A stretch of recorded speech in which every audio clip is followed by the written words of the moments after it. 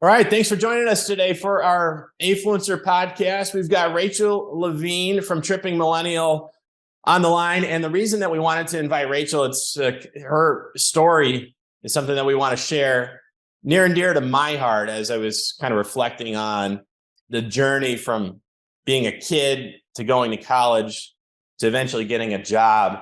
I think one of the most depressing moments of my life was when I started my real job and realized there was no summer ahead. You always have that as a kid. You kind of look forward to that summer. I have my 8-year-old now. She's on her first week of summer break, and she's declaring how she's turning her brain off all summer. I mean, she's 8 years old. I don't know what was so stressful about the school year, but she loves the summer. College, you still kind of get that with the internships. Then all of a sudden you start working. And I know that's when I had my moment when when is the break? When does it stop? So we have Rachael on. Rachael managed to take a gap year in the midst of a professional, real career. So we want to talk about that. But first, Rachael, can you give me the backstory from that journey from, I guess, kidhood to being an adult to starting Tripping Millennial and your travels? Absolutely. Well, thanks so much for having me, Brett. I'm excited to talk about these things today. It's something I'm passionate about. So, I had a pretty standard American upbringing, very middle class. I grew up in Baton Rouge, Louisiana. And midway through my childhood, my family moved us to Austin, Texas, which is where I still am today. It's still my home base. And I went to the University of Texas. I had a desire to study something that was going to be marrying some kind of like interpersonal skills, but also analytical skills. I wanted to make some kind of money out of college. So I studied finance, had a wonderful time at UT, and then I built my career just out of college working in investment management. And so that was really formative for me because it helped me understand all manner of topics around financial planning. I worked with financial advisors, was surrounded by people who were much smarter and had a lot more money than me. And I got to kind of sponge off of them from kind of those professional topics, but also got to see how they approach things like travel and how they leverage things like credit card points and retirement accounts and so on and so forth to kind of make those travel dreams come to life. And had a great career there. I spent just about 7 years at one firm, most of my 20s. And then, as you alluded to, when I was 28, I decided, I just needed a change and I had a shift in priorities and then took this adult gap year. That's awesome. So were you traveling in your childhood in Austin? Were you traveling in your 20s or not so much? Were you just kind of working as I was in my 20s? I remember when I started, you get to 2 weeks of vacation. So you don't have a lot of time. Did you manage to do any travel, or was that just planting the seeds on that you wanted to travel? Oh, yeah, I definitely. So, my upbringing, I didn't do a whole lot of travel. Again, we were very middle class. So, I did not fly in a plane, for example, until I was in my teens.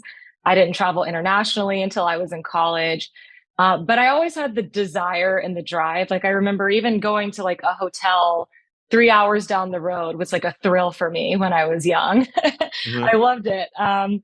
And, I remember taking French class growing up and learning about the French way of life and French students and thinking that that was so fascinating and how I really wanted to experience that one day. So I had the drive. I just didn't really have the independence or the means to make it happen in my childhood. And of course, as I grew up, I started to incorporate that in my life really at every opportunity. Looking for cheap flight deals when I was younger and really couldn't afford to travel, but still wanted to make it happen anyways. Basically maximizing my PTO and kind of optimizing it to where, if I take this day off here, then I actually get, 7 days instead of the normal 6 or whatever it is. So that was always a part of my life, but there was something missing, I think, to a degree as well. And that I wanted to see the world in a deeper way and a longer term way. And I think that's what started to really draw my attention to the idea of traveling for an extended period of time while not working. Cool. So I assume you quit your job then at age 28, 7 years in, so you could travel, take the year?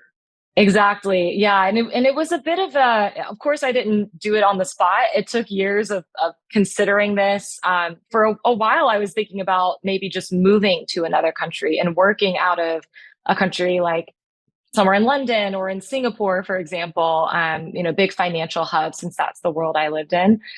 I came to realize that I wanted to see more than that. And I kind of wanted to just really take some time off. I think a lot of people felt a bit of burnout during the pandemic. I certainly felt a bit of that. And so during those pandemic years, my husband and I, we kind of tested out the nomadic way of life in a very small scale fashion. So we went from Austin to all around the Western US. We did a little bit of Mexico, living out of Airbnbs. And that really sparked our interest in going out and traveling on a grander scale and actually doing it for a longer period of time. So at that point, as you alluded to, at 28, I did quit my job. And then I left to go take that kind of same method and apply it to the global scale. Yeah, that's awesome. Yeah, funny you mentioned Singapore. My wife and I ended up there it was about 12 years ago on her sabbatical. And I remember a conversation I just say with a bartender there where all he talked about was all the cool places you could go from there. Because once you're there, it's very nice, but it's kind of boring. You're on an island, right, on a city state. So it's funny because it sounds so exotic and you get there and it's cool. But then after a few days, even you're starting to look around like, okay, well, can I get to Thailand? Exactly. Can I get here? Get there, right down to Australia. So you're looking to bounce anyway as you end up there. So we were talking earlier, you're up to 36 countries. That's right. So 30 total in my lifetime. 1 to 36, in pretty short order. Pretty short order. Yeah. I think I don't know the exact number, but I'd probably nailed down somewhere a little over 10 countries because I kind of did the classic, kind of to your point earlier. It's like, we don't have a summer anymore. Mm-hmm. So when I had my last summer in between college and starting my full-time job, I did what is common in America, which is kind of taking my signing bonus and spending it all by traveling Europe.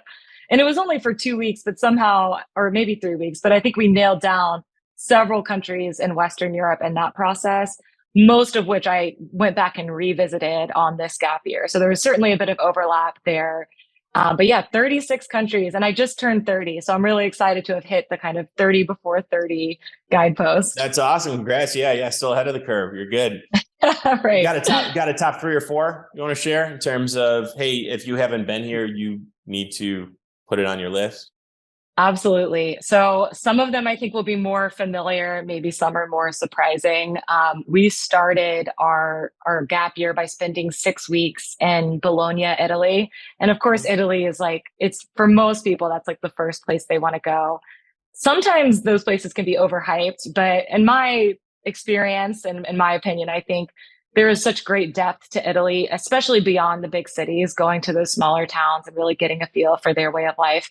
It's still one of my favorite countries of all time. So Italy, kind of an obvious one.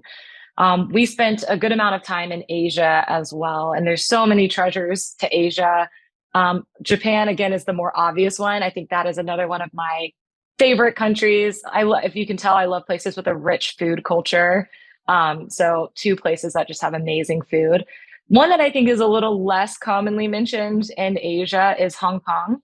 Mm-hmm. I absolutely adored Hong Kong. Some of the things you mentioned about Singapore, about it being a little bit boring and small, I feel like Hong Kong is like if you take Singapore and just add a lot more of like a richness of character to it while still having this interesting mix of both Western and Eastern influence.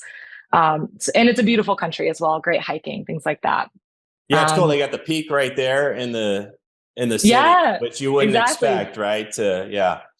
That Victoria Peak. Yeah, I take the little tram car all the way up to the top. So I didn't hike that, to be clear. I'm sure you can. I'm sure it's beautiful. Yeah, we went up. It was tough. Yeah, I had a friend who was there. It was funny. I had a couple days in Hong Kong and there was like 2 different cities because there was the city where we're just wandering around, finding our way.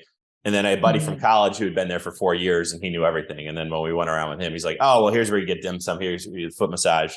So it's a different experience having the inside. That's so awesome. It's cool. Yeah. I love it. Yeah. We had a few locals showing us around too, which is super helpful anywhere you go. And I obviously think that augments the experience. And one more, I don't know if it'll be a single place, but I do think the Balkans are just a wonderful part of Europe. And we got to explore kind of all around the Balkan area over a course of about a month. And I think that for sure, if people are asking me like, what is a place that is primed to be the next hotspot destinations? Croatia has obviously been very popular for a long time, but I think the countries around it, Slovenia, Bosnia and Herzegovina, Montenegro, Albania, all those places I think are just magic. Those are good tips. Yeah, get there now because you see these countries. Portugal was kind of that way like 15 or so years ago, right? I went the first time then, and then back about 5 years ago. And it's funny how like everyone had moved there in between. Right. Like, oh, this and now is it's a problem. There's too many people there. Right. Now there's too many people. Now you go to a place like the Balkans looking for the next one. So more advice, Rachael, for let's talk about the 20 something, 30 something, even 40 something, right? People who are, they're doing their jobs. They want to get out. They want to do this. They want to travel. They want to figure it out. What's your advice in terms of just tactics, like saving money so you can float it? Are we talking figure out a flexible work? You're talking about doing your own thing. What's your advice, having been through it, for someone who hasn't taken a gap travel year, but is listening to this, is like, I got to do this?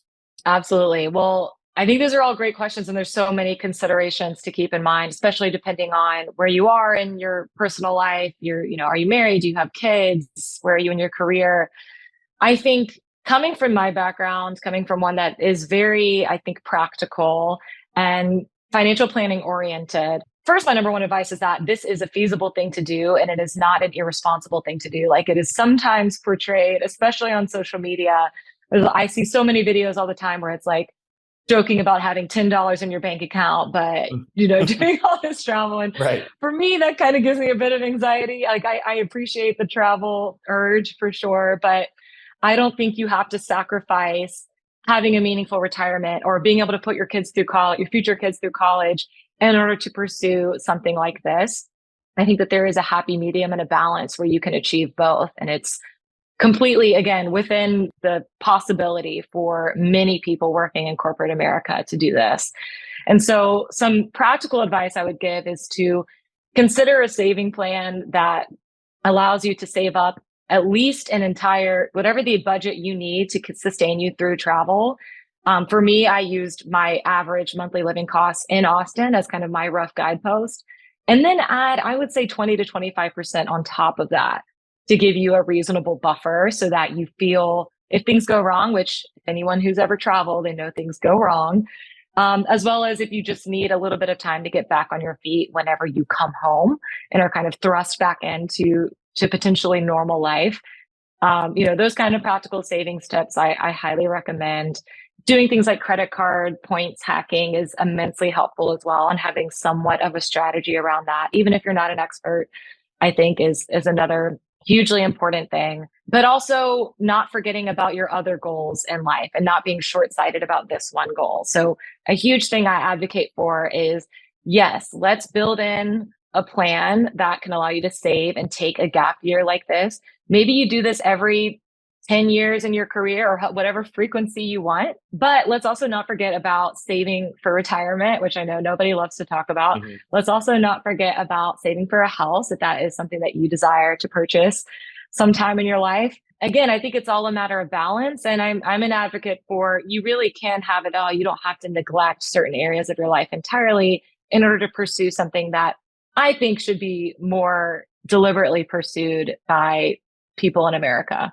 Well, it's great getting your advice from a financial planner standpoint, and not just, like you said, the memes that you see on social media. So another benefit from my vantage point from you and other people who are thinking about the gap year, and I guess from my own experience also, of if you're going to start a company or start a business, it is very helpful to not have a day job at that point in time. It's, when I was starting my first company and trying to do it on the side, it was, to me, the most miserable thing ever, because you get done with your day job and you're excited about it, but it's not what you want to do. You kind of want those core hours to work on your business and your passion, and not necessarily like the afterthought at the end of the day. So when did you start Tripping Millennial? Can you take us through that, when you started your journey there, your business on the travels? Sure. Yeah, how that all worked out for you? Yeah, like a lot of people, it started really as kind of just a passion project and creative outlet. So this was actually rewinding a little bit back to the pandemic. And my husband and I, as I mentioned, were traveling across the Western US. We were going to a lot of national parks.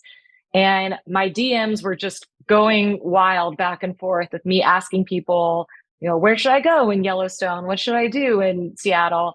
And then, flip side of that is people were asking me, oh, I saw you were just in Yellowstone. What should I do? And it just felt so archaic and just not scaled for me to share these recommendations socially. And so I realized maybe this is an opportunity for me to not necessarily start a travel blog, but just to start some kind of repository resource where I just post, here are my top 5 things that I think you should do and all of these places that I've traveled, take it or leave it. And then if you give me your recommendations, I'll compile all of these together and create some crowdsourced guides for us to use. People that, again, are like-minded, we're of similar age, of similar interests, something that I think would resonate a lot more than going to kind of impersonal sites like TripAdvisor or Yelp, where it's all manners of kinds of people that are posting on there. And it's hard to know if that's really the type of recommendation that would resonate, right?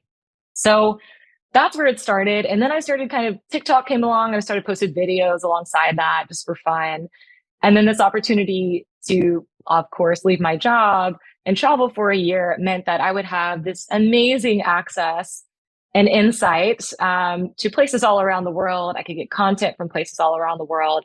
So I really started to ramp up my consistency and posting and started to develop an audience across platforms. And it took months. So a lot of people think that it's like an overnight success. It takes a long time.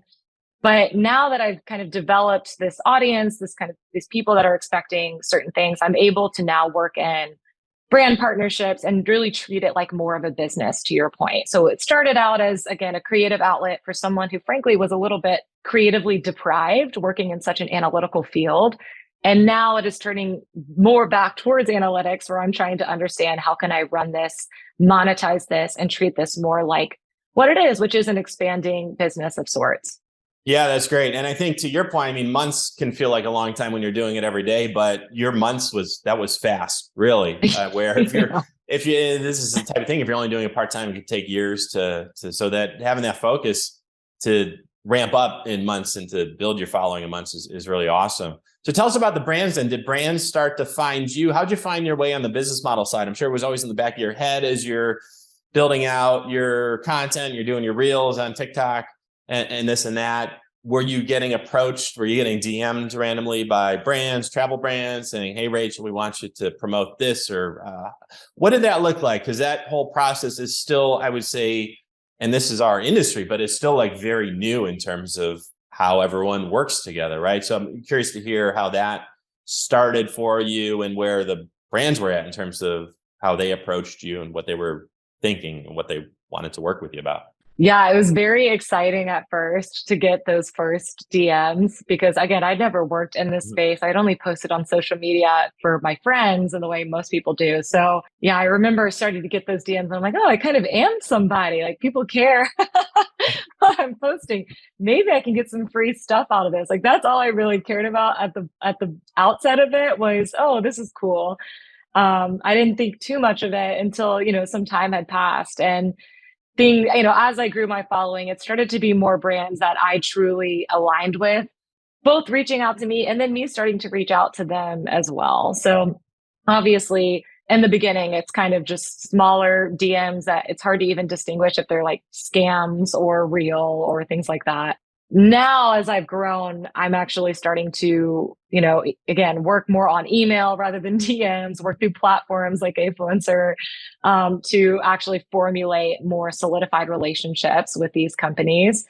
And so now I've gotten to the point where I've had a few of these partnerships under my belt with various travel related brands. Again, I'm pretty picky about who I work with because I want it to make sense, not just for my audience, but for me personally as well, since the brand really at this point is mostly just me. Nobody else is working on this. So now that I've gotten a few under my belt, I'm trying, we're now in the process of doing longer partnerships and relationships with brands and really deepening those relationships, which is certainly much more my area of expertise. My old line of work was very relationship driven. It was very long-term, almost like a consulting type relationship in many ways. And so I'm happy to kind of start to get back into that mode of conversations rather than purely outbound, inbound all day long.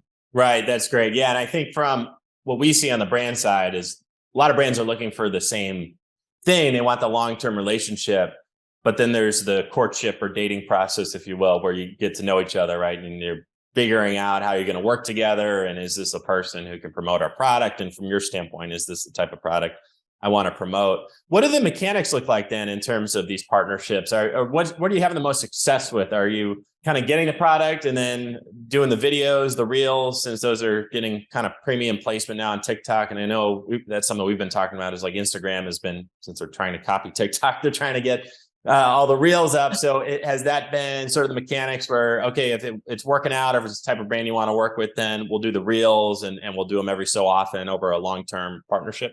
Exactly. Yeah. So I have always been a video content creator. I'm not really in the still photography world at all. So it was kind of a sweet spot in terms of my timing when a lot of brands were looking to shift more towards focusing on video-based content, which is a skill that I had been developing again over the course of this past year.